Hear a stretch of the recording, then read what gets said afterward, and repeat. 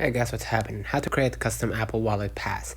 To create custom Apple Wallet pass, you can use a third-party app from App Store for user-friendly experience, or for more advanced programmatic approach, you can follow the Apple developer guidelines to build the pass manually by creating a pass file with digital signature.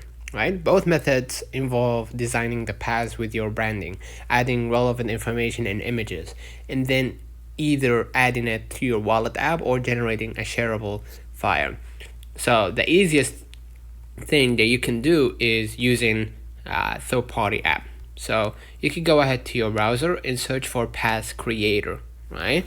Pass Creator creates a digital wallet passes for Apple Wallet and Google Wallet using their editor. Right? They have templates, and you can just simply download the app from your App Store or Google Play. Oh, excuse me, from your App Store or Google Play, and select the template and add your information and generate. Okay, and you can now add this, for example, a ticket wallet to your Apple Wallet, same method, right? And you can scan it, in the next event or next travel or next, visit to a place. Okay, so let me know in the comments if this video helped you. Don't forget to like and subscribe. See you in the next one.